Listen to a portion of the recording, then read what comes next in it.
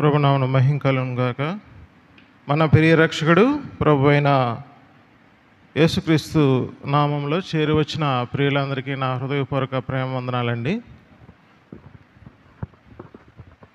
మంచిది ప్రియులారా, దేవుడు మహాకృపను బట్టి ఆయన మనకు అనుగ్రహించిన దిన ప్రవేశాన్ని బట్టి మనం ప్రభు దినమందు ఆయన సన్నిధానములో ఆయన సముఖములో చేరి ఆయన బల్ల చుట్టూరు ఒలివ మొక్కల వలె ఆయన ఆత్మతో సత్యంతో ఆరాధించడానికి దేవుడు మనకి కృపనిచ్చాడు.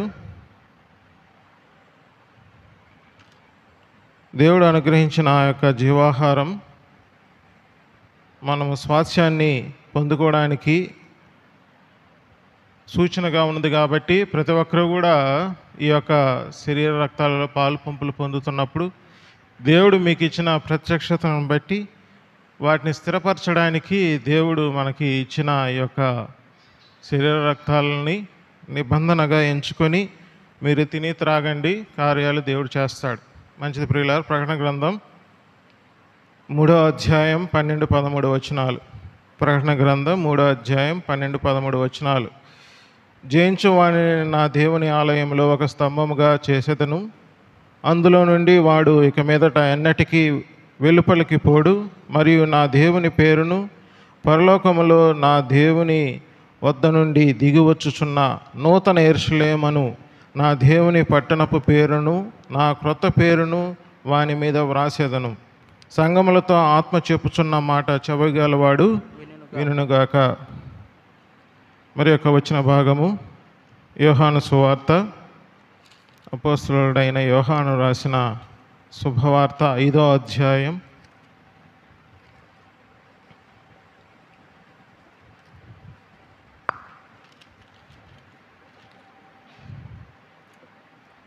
2వ వచనం. యెరూషలేములో గొర్రెల ద్వారం దగ్గర హెబ్రీ భాషలో బెతెస్దా అనబడిన ఒక కోనేరు కలదు. దానికి 5 మంటపములు కలవు. ఆయా సమయములకు దేవదూత కోనేటిలో దిగి నీళ్లు కదిలించుట కలదు. నీరు కదిలింపబడిన పిమ్మట మొదట ఎవడు దిగునో వాడు ఎట్టి వ్యాధి గలవాడైనను బాగుపడును. గనుక ఆ మంటపములలో రోగులు, గుడ్డివారు, కుంటివారు, కాలు చేతులు గలవారు గుంపులుగా పడి ఉండిరి. అక్కడ 38 ఏండ్ల నుండి వ్యాధి గల ఒక మనుష్యుడుండెను.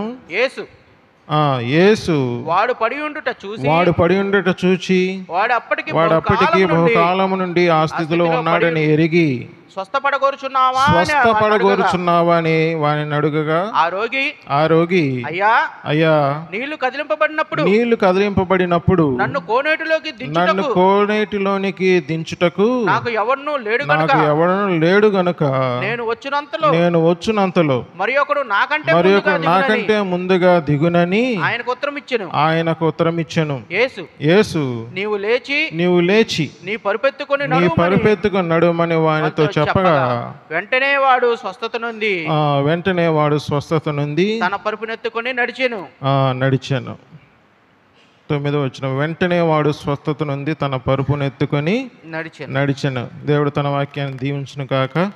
వాక్య సహాయార్థం ప్రార్థన చేసుకుందాం. అందరూ తలల వంచి ప్రార్థనలు ఏకీపించవలసిందిగా మనవి చేస్తున్నాం.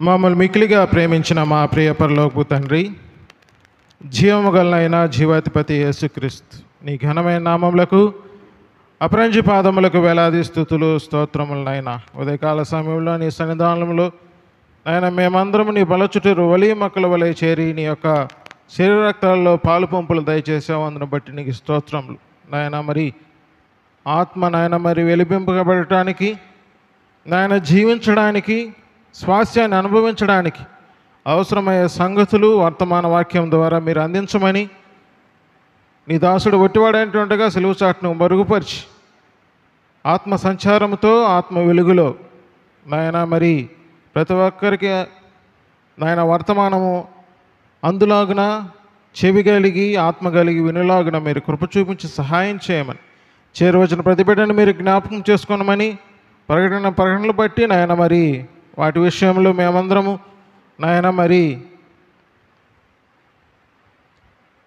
జ్ఞానము కలిగి ఓర్పుతో సహనముతో ప్రతి ఒక్కరి అందరి ప్రేమ కలిగి వాటి విషయమై ప్రార్థించి వాటన్నిటినీ నాయన మరి మేము పొందుకోవడానికి మీరు కృప చూపించి సహాయం చేయమని మరొకసారి నీ సన్నిధానంలో వేడుకొనుచుండగా కృప చూపించి వాక్యాన్ని మీరే అందించమని, మీరే మహిమ ఘనత ప్రభావం పొందమని ప్రభునేసుక్రీస్తు నామమున వేడి ప్రార్థన చేయుచున్నాము తండ్రి. ఆమేన్. ఆమేన్. మంచిది ప్రియులారా, మనం కొద్ది దినముల నుంచి బాప్తిస్మ విషయంలో వాటి యొక్క టైప్స్ అంటే ఎన్ని రకాల బాప్తిసాలు ఉన్నాయి, కానీ ఎఫెసీయులకు రాసిన పత్రికలో బాప్తిస్మం ఒకటే అని ఎందుకు చెప్పవలసి వచ్చింది. తర్వాత పౌలు ఏర్పాటు విషయమైన అనుగ్రహ ఐశ్వర్యం ఏంటంటే మొదట నీతి మార్గము, రెండవది పరిశుద్ధమైన ఆజ్ఞలు. ప్రియులార, వీటి విషయంలో మనము నీతి మార్గము మనకి బహిర్గతము లేకపోతే విసితము లేకపోతే ఆత్మానుభవం ద్వారా మనకి తెలియపరచబడాలని అంటే ఖచ్చితంగా క్రీస్తులో బాప్తిసం మనం ఆత్మానుభవంగా కలిగి ఉండాలి ప్రియులార. అది ఎరగకపోతే మనకి పరిశుద్ధమైన ఆజ్ఞలు ఏ రీతిగా మనము ప్రవర్తించాలో వాటి విషయంలో మనకి గ్రహింపుకు రాదు. ఆత్మానుభవాన్ని మనము థియరిటికల్గా అంటే థియరిటికల్ ఉంటేనే ప్రాక్టికల్ అని చెప్పి కొంతమంది మళ్ళీ అది కూడా గుద్ది చెప్తున్నారు ప్రియులారా. మొదట థియరిటికల్ చాలా ఎక్కువ ఉంటుంది కాబట్టి అదే ప్రాముఖ్యమైనదట. మరి ప్రాక్టికల్, మరి రిజల్ట్ దేని నుంచి వస్తుంది? ప్రాక్టికల్ ద్వారానే వస్తుంది. కాబట్టి ప్రాక్టికల్ కోసం థియరీ కానీ థియరీ కోసం ప్రాక్టికల్ కాదు ప్రియులారా. కాబట్టి మనం ఏం తెలుసుకోవాలని అంటే మనకి అవసరమగు సంగతులు, ఉపయోగపడే సంగతులు, సంఘం ద్వారా అనుగ్రహింపబడిన సంగతులు అవి ఆత్మచేతనే వివేచించి మనం వాటన్నిటిని పొందుకోవాలి. కాబట్టి మనకి పరిశుద్ధాత్మ దేవుడు మనకు అనుగ్రహించిన ఉంటున్న ఈ యొక్క సత్యవాక్యాన్ని మనము సరిగా విభజించడం ద్వారా మనకి ఆ అనుగ్రహ ఐశ్వర్యాన్ని, గ్రహింపు యొక్క సకల ఐశ్వర్యం కొలస్సీయులకు రాసిన పత్రిక 2వ అధ్యాయం 2వ వచనంలో ఉంది ప్రియులారా. వాటన్నిటి విషయంలో మనకు గ్రహింపు రావాలి. అలా వచ్చినప్పటి నుంచే మనం ఖచ్చితంగా ఫలిస్తూ ఉంటాం. ఫలిస్తూ ఉండడానికి మూలం ఏంటంటే మనం గణపరుస్తూ పడుతూ ఉంటాం ప్రియులారా.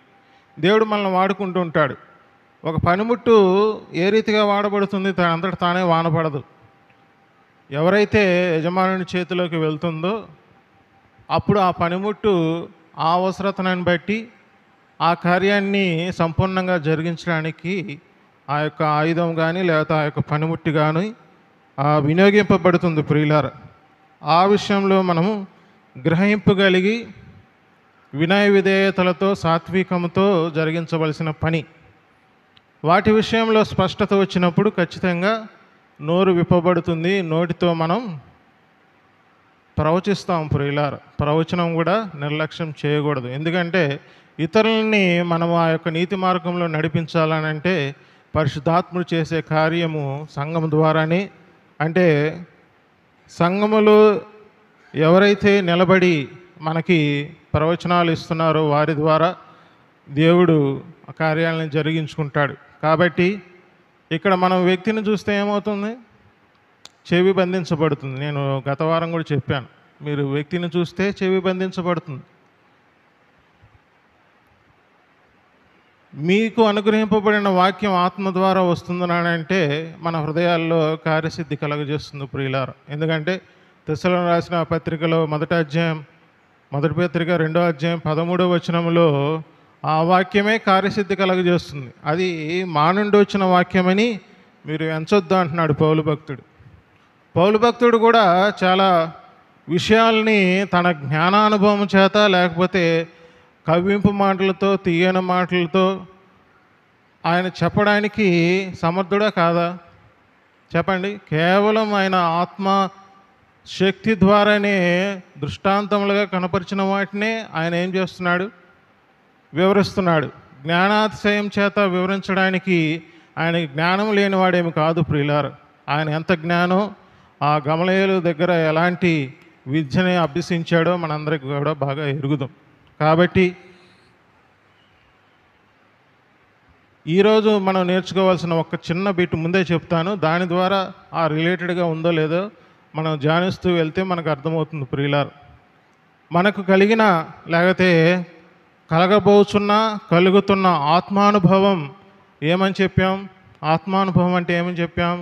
కొరింథీయులకు రాసిన 2వ పత్రిక 4వ అధ్యాయం 5వ వచనము, 10వ వచనము, 15వ వచనం. అంటే ఏదైతే మనకి వాక్య ప్రత్యక్షతను ఇస్తామో ఆ వాక్య ప్రత్యక్షత, ఆ వెలుగు ప్రకాశం మన హృదయంలో ప్రకాశించాలి. శరీరమందు సాక్షాత్కరించాలంటే మనసు ద్వారా మనం దాన్ని, అంటే మనసు నిర్మలత్వం ద్వారా మనం దాన్ని ఏమని చేస్తాం? శరీరంలో సాక్షాత్కరిస్తుంది ప్రియులారా, ప్రదర్శింపబడుతుంది. తద్వారా మనం ఏం చేస్తాం? అక్కడితో ఆగిపోకూడదు, నోటితో ఒప్పుకోవాలి. ఎందుకంటే మనకి ఏఐ తెలుసు కదా, ఏఐ ఆర్టిఫిషియల్ ఇంటెలిజెన్స్లో మనము ఏదైతే ఒక మీడియం ద్వారా, సెర్చ్ ఇంజిన్ ద్వారా, లేకపోతే ఏదైనా సరే, ఆ టెక్నికల్ నాలెడ్జ్ అంత మనకు అవసరం లేదు, కానీ దాని ద్వారా మనం ఇన్స్ట్రక్షన్స్ ఇస్తే అదేం చేస్తుంది? ఏదైతే మనకు అవసరమైన సంగతులన్నీ అది సేకరించి ఏం చేస్తుందంటే ప్రజెంట్ చేస్తుంది. ఇంక నువ్వేం చేయని అవసరం లేదు. ఒక ప్రోగ్రామ్ మనం డిజైన్ చేయాలని అంటే మనకు ఏ విధంగా కావాలో వాటన్నిటినీ మనం చెబితే అది ఇచ్చేస్తుంది. అంటే దినములు గడుచుచున్న కొద్దీ దేవుడు ఏదైతే నియమాన్ని, విశ్వాస జీవితాన్ని పొందుపరచాలో అది ప్రకృతి సైతం మనకు తెలుపుతుంది ప్రియులారా. కాబట్టి మనం నోటితో ఒప్పుకుంటే కలిగే జీవితం విశ్వాస జీవితం. కాబట్టి మనం నోటితో పలకండి, దేవుడు అనుగ్రహించు. ఎందుకనంటే దేవుడు మనకు అనుగ్రహించిన ఆ యొక్క సర్వ సంపూర్ణత క్రీస్తులో నివసిస్తుంది. అది మనము నోటితో ఒప్పుకోవడం ద్వారా, దానిని మనము పలకడం ద్వారా కలిగే జీవితమై ఉందనేది మనకి సువార్త సత్యం తెలుపుతుంది ప్రియులారా. మనకి ఏదైతే అనుగ్రహించిన ధర్మం చూస్తారో, ద్వితీయోపదేశకాండం 30వ అధ్యాయం, 30వ అధ్యాయం 10-11 వచనాలు చూస్తారన్న. 11 నుంచి చదవండి అన్న. నేడు నేను నీకు ఆజ్ఞాపించుచు ఈ ధర్మమును గ్రహించుటకు నీకు కఠినమైనది కాదు, దూరమైనది కాదు. మనము దానిని విని గైకొనున్నట్లు ఎవడు ఆకాశమును ఎక్కిపోయి మన యొద్దకు దాన్ని తెచ్చును అని నీవు అనుకొనుటకు అదే ఆకాశమందు ఉండినది కాదు. మనము దాన్ని విని గైకొనున్నట్లు ఎవడు సముద్రము దాటి మన యొద్దకు దాన్ని తెచ్చును అని నీవు అనుకొననేలా. అది సముద్రపు అద్దరు మించినది కాదు. నీవు దాన్ని అనుసరించుటకు, ఇది చూడండి, నీవు దాన్ని అనుసరించుటకు ఆ మాట నీకు బహు సమీపముగా ఉన్నది. నీ హృదయము నీ నోటన ఉన్నది. ఇదే ప్రియులారా దేవుడు ఒక విశ్వాసికి అనుగ్రహించిన విశ్వాస ధర్మం. కొద్దిగా సౌండ్ పెంచినాను. ఈ ధర్మాన్ని మనము ఆచరించడానికి అది ఖచ్చితంగా ఏముంది? అది మన సమీపంలోనే ఉంది, అది మన హృదయంలో ఉంది, మన యొక్క నోటనుంది ప్రియులారా. నోటనుంది అని అంటే ఒక కార్యం సంపూర్ణం అవ్వాలంటే ఖచ్చితంగా నోటితో ఒప్పుకోవాల్సిందే. మీరు నాకు ఏదైనా ఒక అవసరం ఉంది అని అంటే ఇది నాకు దయచేయ ప్రభువు కాదు, కలుగును గాక అని మనం పలకాల్సి. ఎందుకంటే మనమందరం కుమారులం అయ్యాం కాబట్టి దేవుని యొక్క సమస్తానికి వారసులం ప్రియులారా. వాటన్నిటినీ స్వతంత్రించుకోవాలంటే ఏం చేయాలి? ఏం చేయాలి? అడగాలి. తండ్రిని మనం ఏ రీతిగా అయితే ధైర్యంగా నాకు ఇది కావాలి అని అడుగుతామో ఆ రీతిగా అడగాలి. అది నాకు కావాలి అని దాన్ని ప్రార్థన అనుకోండి, ఇంటర్సెషన్ అనుకోండి, ఏదైనా అనుకోండి. కానీ మనం విశ్వాసం ఉంచి నోటితో పలకాలి ప్రియులారా.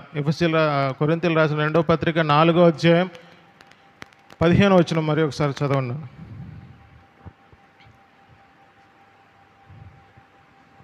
విశ్వసించి తిని గనక మాట్లాడి తిని అనేది చదవండి. కొరింథీయులకు రాసిన 2వ పత్రిక 4వ అధ్యాయం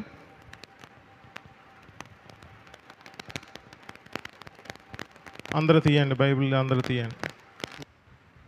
14వ వచనం 15వ వచనం, 4వ అధ్యాయం 14, 15 వచనం. గనుక మాట్లాడి తిని, విశ్వసించి తిని కనుక మాట్లాడి తిని అనే వచనంలో 10వ వచనంలో ఏముంది? యేసు యొక్క జీవము మన శరీరములో ప్రత్యక్షపరచబడుటకై యేసు యొక్క మరణానుభవమును మా శరీరమందు ఎల్లప్పుడూ సహించుకొని. 5వ వచనం కూడా చదవండి. అంధకారంలో నుండి వెలుగు ప్రకాశించుగాక అని పలికిన దేవుడే తన మహిమను గుర్చిన జ్ఞానం యేసుక్రీస్తునందు వెల్లడిపరచుటకు మా హృదయములలో ప్రకాశించెను.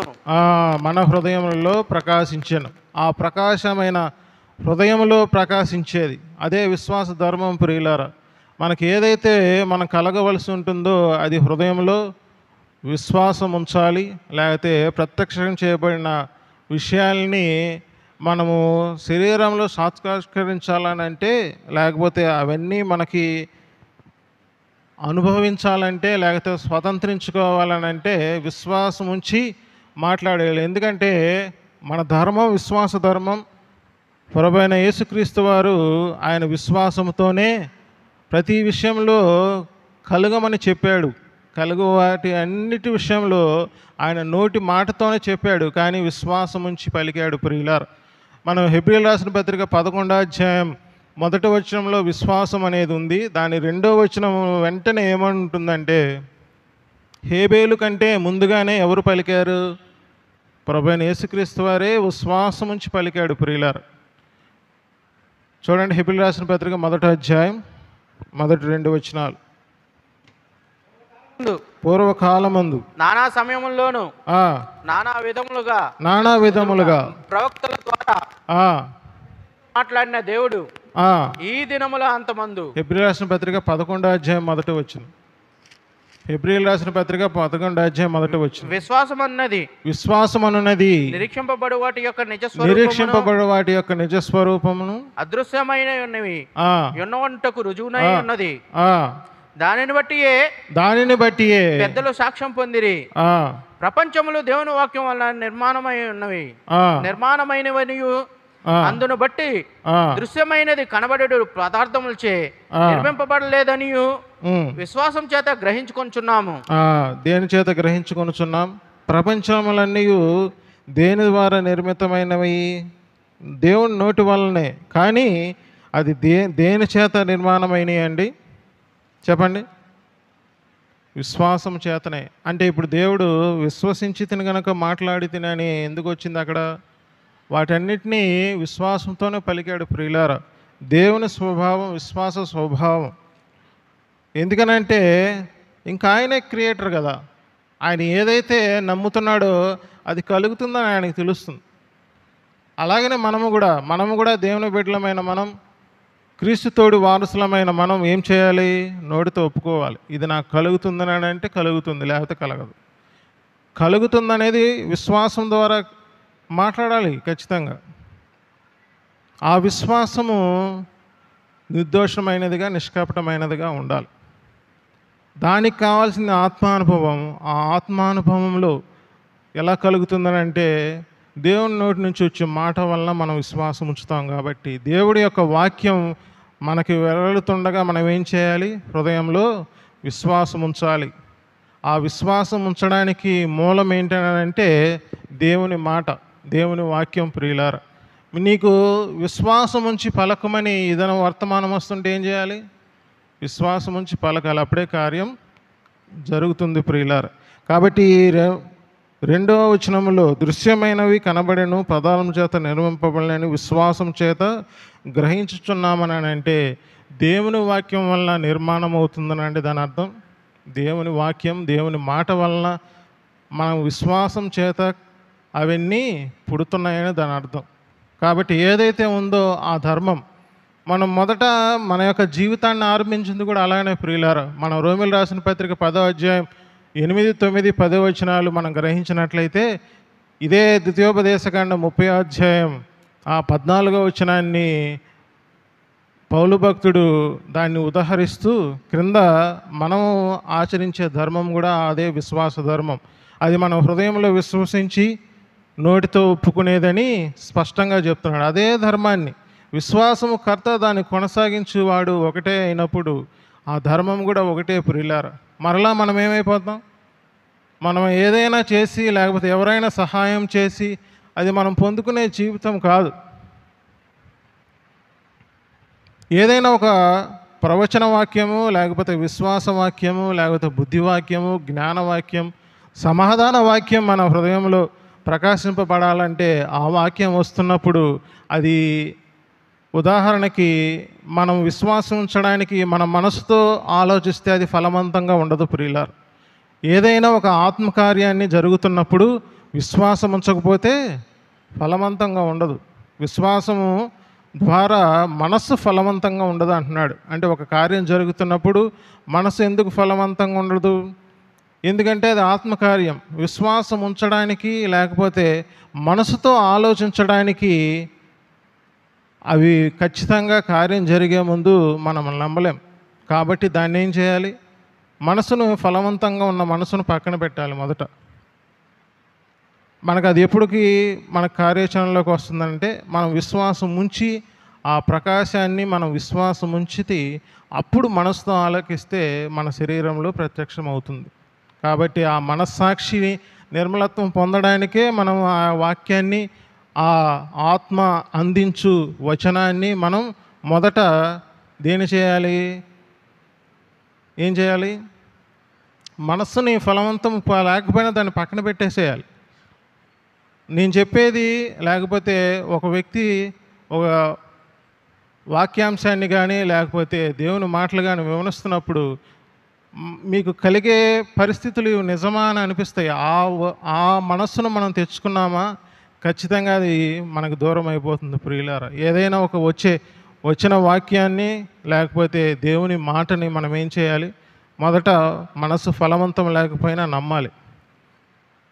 తర్వాత ఏం చేయాలి? ఒకవేళ నాకు ఆరోగ్యం లేదు, ఈ మాట విని నేను పలికితే ఆరోగ్యం కలుగుతుందా? ఏది కలగలేదే అనే ఆలోచన తెచ్చుకున్నాం అనుకోండి, మన శరీరం కూడా దానికి సహకరించదు. కాబట్టి శరీరాన్ని ఆస్వాదం చేసుకోకూడదు. ఒక వచనాన్ని మనము అది కలగాలని, విశ్వాసం ఉంచాలని, అది మనకు ప్రయోజనకరంగా మాట్లాడాలంటే లేకపోతే మారాలి అంటే ఖచ్చితంగా మనసు ఫలవంతంగా ఉండకూడదు, శరీరాన్ని నిరర్ధకం చేయాలి. ఆ రెండు జరిగిన తర్వాత మనలో కలిగిన కార్యం ఏం చేస్తుందంటే అప్పుడు మనసుతో ఆలోచించి శరీరంలో మనం అనుభవిస్తాం. దాన్నే ఆత్మానుభవం, సంపూర్ణ అనుభవానికి మిళితమై ఉన్న జ్ఞానాంశం ప్రియులారా అది. కాబట్టి మనసు ఫలవంతం లేకపోయినా మనం నమ్మాలి. ఎందుకనంటే నమ్ముటకు మనకి ఆ జ్ఞానాన్ని ఎవరు పోగొట్టారు? మంచి చెడుల వృక్షం తెలివినిచ్చు ఫలము పోగొట్టింది ప్రియులారు. వాళ్ళు ఏం చేశారు? ఆ పండు తినిన నాటి నుంచి వారికి కళ్ళు మూసుకుపోయాయి. కాబట్టి అవి వివరంగా తెలియవు. దేవుడు అనుగ్రహించు ఆత్మకార్యాలు మనం వాటిని పొందుకోవాలంటే ఖచ్చితంగా మనసు ఫలవంతంగా ఉండదు. ఎదుటివాడికి కలిగిన తర్వాత ఇది కలిగింది, ఎలా కలిగిందో అని మళ్ళీ ఆతృత, ఆవేశము, ఇంకా ఎక్కువ మనసుతో ఆలోచిస్తే కనుక వారి మీద ఏమొస్తుంది? శరీరాన్ని బట్టి అన్నీ వచ్చేస్తాయి, వ్యతిరేకత భావన వచ్చేస్తుంది. ప్రేమ ప్లేస్లో ద్వేషం వస్తుంది ప్రియులారా. కాబట్టి మనము ఆత్మానుభవం చేత ఏదైనా ఒక విషయాన్ని పొందుకోవాలంటే మొదట మనసు ఫలవంతంగా ఉండదు, శరీరాన్ని నిరర్ధకం చేయాలి. ఎందుకంటే శరీరాన్ని ఎందుకు నిరర్ధకం చేయాలి అని అంటున్నాడనంటే మన శరీరంలో నివసించు పాపం ఉంది ప్రియులారా. అది ఆదాము అవిధేయత ద్వారా మనకి సంక్రమించిన అపరాధం. ఆ అపరాధం ద్వారా పాపం అని వచ్చేసింది. దాని ద్వారా మనం పాపం చేస్తున్నామనంటే దాని ద్వారా మనం పాపం చేయట్లా, ఆజ్ఞ హేతువు చేసుకొని జీవించడం ద్వారా మనం పాపం చేస్తున్నాం. కాబట్టి ఆజ్ఞ అతిక్రమములు తీసుకొచ్చింది అంటే ధర్మశాస్త్రం. మనకి ఆదాము అపరాధము మనల్ని పాపులుగా చేసింది ప్రియులారా. కాబట్టి మనం ఇది శరీరాన్ని నిరర్థకం, దీని విషయంలో యాక్టివేట్ అయ్యేది శరీరం. ఎందుకంటే ఏదైనా ఒక నియమంతో మనం ఆచరించాలంటే, భక్తిది కానీ లేకపోతే నేను ఇది పొందుకోవాలని నువ్వు ఏదైతే కోరుతున్నావో వాటన్నిటిని నువ్వు శరీరంతో గిన ఆచరిస్తే శరీరం నిరర్థకం కాకుండా నీకు దేవుడు అనుగ్రహించు ఏ మహిమ కానీ లేకపోతే ఏ ఆశీర్వాదం కానీ మనకి కలగదు ప్రియులారా. మనము ఈవెన్ మనకి సేవకులు కావచ్చు, ఈ లోకంలో ఆశీర్వదింప ప్రతి బిడ్డ నీ యందు ఆశీర్వదించి నిన్ను ఆశీర్వదిస్తున్నాడు అని అంటే ఆ కృపని నువ్వు, ఆ యొక్క సువార్త ప్రకాశాన్ని లేకపోతే ఆ యొక్క కృపా ప్రకాశాన్ని నువ్వు పొందుకోవాలంటే ఖచ్చితంగా ఏముండాలి? నీ యొక్క శరీరం నిరర్థకమై ఉండాలి. నేను నమ్ముతున్నాను ప్రభువా అంటే అది కలుగుతుంది. నువ్వు విశ్వాసం ఉంచి రక్షింపబడినప్పుడు అవును నేను నిజమైన దేవుడు ఈయనే అని, ఈయన ద్వారానే, ఈయన చిందించిన రక్తం ద్వారా నాకు పాప విమోచన ఉందని నువ్వు అప్పుడు ఎందుకు శరీరాన్ని నిరర్థకం చేసి నమ్మావు? ఎందుకంటే నీకు శరీరంతో ఏ పని నువ్వు చేసుకోలేవు, నీ సామర్థ్యంతో ఏమీ చేయలేదని నమ్మావు. కాబట్టి అదే నియమాన్ని మనం ఏం చేయాలి? ప్రతి విషయంలోనూ అప్లికబుల్ చేస్తూ ఉండాలి ప్రియులారా. ఇప్పుడు మరండి యోహాను సువార్త 5వ అధ్యాయంలో 2వ వచనం. యోహాను సువార్త 5వ అధ్యాయం 2వ వచనం. యెరూషలేములో గొర్రెల ద్వారం దగ్గర హెబ్రీ భాషలో బెతెస్దా అనబడిన ఒక కోనేరు కలదు. దానికి 5 మంటపములు కలవు. ఆయా సమయములకు దేవదూత కోనేటిలో దిగి 5వ వచనం చదవండి. అక్కడ 38 ఏండ్ల నుండి వ్యాధి గల ఒక మనుషుడు ఉండెను. యేసు వాడు పడి ఉండుట చూచి వాడు అప్పటికి బహుకాలము నుండి ఆ స్థితిలో ఉన్నాడని ఎరిగి స్వస్థపడకొరుచున్నావా అని వాడిని అడగగా ఆ రోగి అయ్యా నీళ్లు కదిలింపబడినప్పుడు నన్ను కోనేటిలోనికి దించుటకు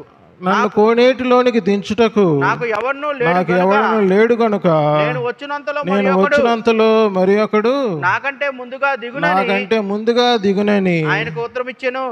చాలు ప్రియులారా. స్వస్థపరగొడుచున్నావా అనగా అంటే మనం చెప్పాల్సిన ఆన్సర్ ఏంటి? మనం చెప్పాల్సిన సమాధానం ఏంటి? నీకు స్వస్థత కావాలా అంటే ఏం చేయాలి? స్వస్థత కావాలి అని అడగాలి, అంతేనా? ఈయనేం అడుగుతున్నాడు? కావాలి ప్రభువా, కానీ స్వస్థత ఎక్కడుందని ఆలోచిస్తున్నాడు. కోనేటిలో ఉంది కాబట్టి, అంటే ఆయనకు వచ్చిన జ్ఞానం అంతవరకే ఉంది.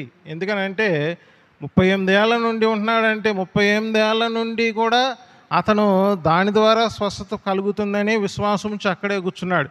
కానీ ఎప్పుడైతే దేవదూతలు వచ్చి నీళ్లు కదిలింపబడతాయో అప్పుడు ఏమవుతుంది?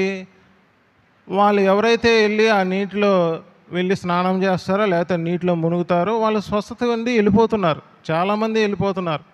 అనేక రకాలుగా ఉన్నవాళ్ళు, సామర్థ్యం కలిగిన వాళ్ళందరూ కూడా చేసి వెళ్ళిపోతున్నాడు. ఇతను శరీరాన్ని కనీసం అక్కడ తీసుకువెళ్ళి ఆ యొక్క స్వస్థతను పొందడానికి కూడా అసమర్థుడిగానే ఉన్నాడు ప్రియులారా. కాబట్టి దేనికోసం ఆలోచిస్తున్నాడు? సహాయం కోసం వేచి ఉన్నాడు. కానీ ఈ సహాయం ఎలాంటి సహాయం? దేవుడు వచ్చినప్పుడు, ప్రభువైన యేసుక్రీస్తు వారు వచ్చినప్పుడు క్రీస్తుని ఆయన స్వస్థత దీని ద్వారా కాదు, ఇంకా యేసు వచ్చాడు కనుక యేసు ద్వారానే నాకు స్వస్థత కలుగుతుందనే పరిస్థితి విశ్వాసం ఉంచడానికి ఆయనలో జరగలేదు ప్రియులారా. కానీ దేవుడు ఏం చేశాడు? అతను వెళ్ళి నేను వచ్చాను కదా, ఇక నువ్వు నువ్వు ఎలాగోలా వెళ్ళి దాంట్లో దిగు అని అంటే ఇంకా క్రీస్తు వలన ప్రయోజనం ఏముంది చెప్పండి? మనం ఏదో చేసి మనం ఏదైనా ఒక కార్యాన్ని, ఒక స్వస్థతను కానీ, మనం నీతిని కానీ లేకపోతే జీవితాన్ని కానీ మనము శరీరాన్ని ఆస్పాదం చేసుకొని మనం ఏదైనా పొందుకోగలిగితే ఇక ఆ పక్షంగా క్రీస్తు మన కోసం చనిపోయినందుకు, మన కోసం జీవిస్తున్నందుకు ఆయన ఈ మాటలు పలకవలసిన అవసరం ఏముంది కుష్ఠరోగితో? పైగా 38 ఏళ్ళ నుండి అంటే మనకి తెలుసు, 38 ఏళ్ళ జీవితం వాళ్ళందరూ కూడా ఎక్కడ తిరిగారు? అరణ్య మార్గంలోనే తిరిగారు ప్రియులారా. ఆ యొక్క ప్రయాస అంతా వారికి వ్యర్థమైపోయింది. ఎందుకనంటే వాళ్ళు పరుపు ఎత్తుకొని నడుగుపోవడం వల్ల. ఇతను ఏం చేశాడు? యేసు నీవు లేచి నీ పరుపు ఎత్తుకొని నడవమని వానితో చెప్పగా వెంటనే వాడు స్వస్థత నుండి తన పరుపు ఎత్తుకొని నడిచాడు. సరే, ఇంక పరుపు ఎత్తుకొని నడవలసిన అవసరం ఏముంది? ఇంకే పరుపు అవసరం లేదు కదా, ఎందుకు వెళ్ళాలి? ఆ పరుపు అనేదే మన విశ్రాంతి ప్రియులారా. మనం ఏదైతే మనం పరుపు అనగానే విశ్రాంతిని సూచిస్తుంది కదా, మనం దాని మీద విశ్రమిస్తాం. ఆ పరుపు మనతోనే ఉండాలి. దానికి కలిగిన కార్యము ఏదైతే స్వస్థత, ఆ స్వస్థతతో మనము జరిగిన కార్యాన్ని విశ్వాసం ఉంచడం ద్వారా కలిగే విశ్రాంతి ప్రియులారా. ఆ విశ్రాంతిలో మనం ప్రవేశించాలంటే ఖచ్చితంగా దేవుని మాటని మనము ఏం చేయాలి? మనసు బలవంతంగా ఉండదు, ఖచ్చితంగా ఉండదు ప్రియులారా. నువ్వు శరీరాన్ని నిరర్థకం చేస్తే అతను నడిచాడు. నేను కుంటివాడిని కదా, నేను ఎలా నడవాలని ఆలోచించాడా? లేకపోతే ఈ విషయంలో నేను అసమర్థుడినే అని అతను ఎలా ఆలోచించాడు? వాస్తవంగా అతను అంతటి విశ్వాసం ఉంచితే ఖచ్చితంగా ఇంక నోటి మాట పలికి అతను ఆటోమేటిక్గా స్వస్థత ఉండేవాడే. ఆ మంటపం కూడా అవసరం లేదు, ఆ కోనేరు కూడా అవసరం లేదు. అంటే దేవుడు మనకు నేర్పించే విశ్వాసం అది ఖచ్చితంగా శరీరాన్ని బైపాస్ చేయాలి, శరీరాన్ని నిరర్థకం చేయాలి. మనసు ఫలవంతం లేకపోయినా నీకు అనవసరం. దేవుని కార్యాలు, ఆత్మకార్యాలు అలా ఉంటాయి ప్రియులారా. కాబట్టి మనం ఏదైతే మనం పొందుకోవాలనుకుంటున్నామో అది విశ్వాసముంచి నోటితో పలకడం ద్వారా కలిగే స్థితి విశ్వాస యొక్క జీవితం ప్రియులారా. కానీ మన పరుపుని మనం విడిచిపెట్టకూడదు. మన పరుపుని విడిచిపెట్టామా, మన విశ్రాంతిని విడిచిపెట్టామా, కార్యాలు మరలా ఏమైపోతాయి? దుష్టునికి అప్పచెప్పబడతాయి. దాని ద్వారా కలిగే కాన్సిక్వెన్సెస్, పర్యవసానాలు, మనం ఏదైతే మనము దేవునికి అయిష్టమైన కార్యం జరిగిస్తామో ఆ కార్యాన్ని జరిగించడం ద్వారా కలిగే పర్యవసానాలు భరించక తప్పదు. కానీ మళ్ళా మనం దేవుని కుమారులము కుమార్తెలమై ఉన్నామని ఎరిగి ఆయన శిక్షణకు లోబడతాము, ఆటోమేటిక్గా వాటి నుంచి తప్పించి మరలా దేవుడు హెచ్చిస్తాడు ప్రియులారా. కాబట్టి మనకి ఏదైతే ఆత్మానుభవం అని చెప్తున్నామో దాని విషయంలో మనం అది పొందుకోవడానికి మొదట ఏం చేయాలి? మనసు ఫలవంతముగా లేకపోయినా శరీరాన్ని నిరర్థకం చేసి దాన్ని ఏం చేయాలి? అప్పుడే మనకి కలుగుతాయి. ఈ పరిశుద్ధాత్మలో బాప్తిస్మం అనేది కూడా ఆ రీతిగానే ప్రియులారా. మనం పరిశుద్ధాత్మ మనకి అనుగ్రహింపబడే సంగతులన్నీ మనం నమ్మాలని అంటే ఖచ్చితంగా ఆత్మవరాలను పొందుకున్నప్పుడు, లేకపోతే ఆత్మతో ప్రార్థన చేస్తున్నప్పుడు పౌలు భక్తుడి అనుభవం ఒకసారి చూడండి. కొరింథీయులకు రాసిన మొదటి పత్రిక 14వ అధ్యాయం 14వ వచనం. కొరింథీయులకు రాసిన మొదటి పత్రిక 14వ అధ్యాయం 14వ వచనం.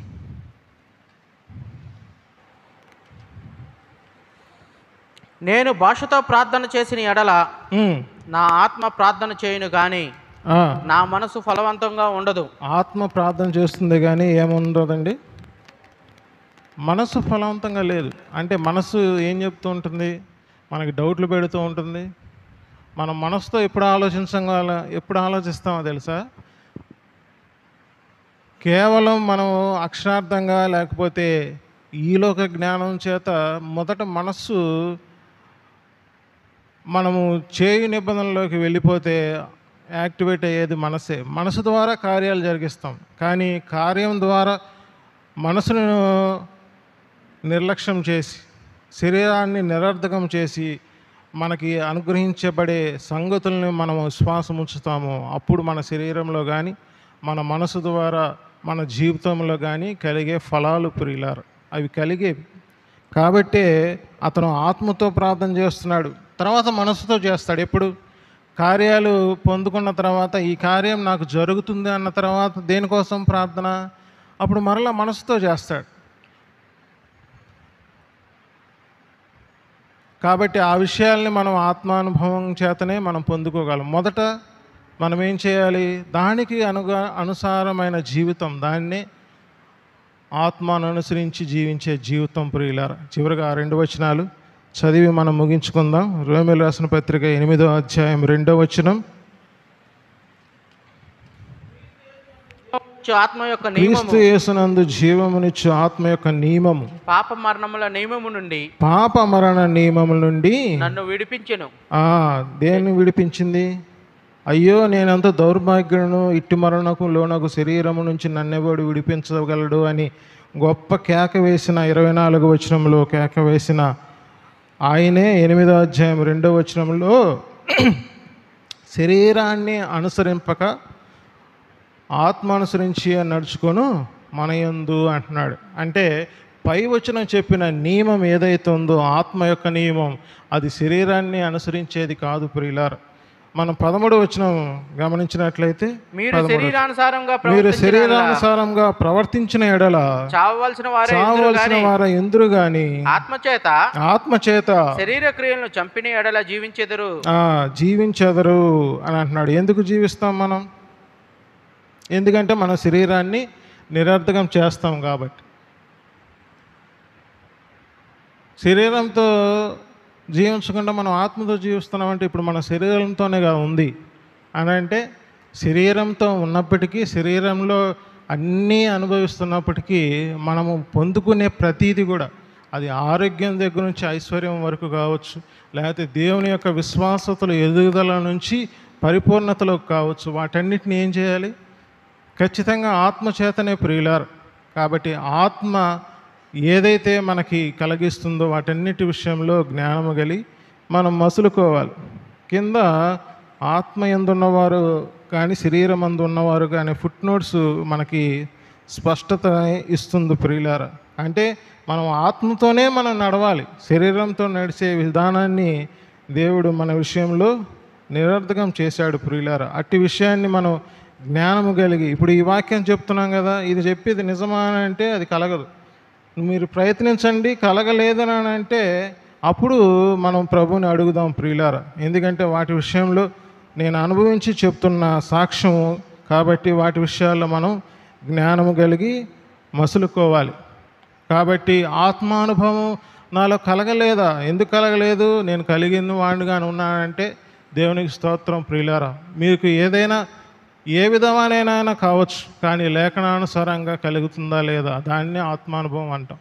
లేఖనాలను కాకుండా ఆత్మానుభవం కలిగిందని అంటే దానికి సోర్స్ ఏముంది చెప్పండి? దానికి మనం బలపరచడానికి సోర్స్ ఏముందంటే నేనే అంటావా? వెళ్ళాను కూడా నువ్వే. కానీ మేము నమ్మేది ఎట్లా? నేను ఆత్మానుభవం కలగాలని చెప్పి బల్లకొద్ది చెప్తా, నాకు కలగలేదు, నాకు కలిగింది అని అంటే సరిపోదు. మనం లేఖనానుసారంగా మనం చూపించాలి ప్రియులారా. అట్టి విషయంలో మనం జ్ఞానం కలిగి మసులుకోవాలి. చివరికి ఎఫెసీయులకు రాసిన పత్రిక 3వ అధ్యాయం 20వ వచనం. ఎఫెసీయులకు రాసిన పత్రిక 3వ అధ్యాయం 20వ వచనం.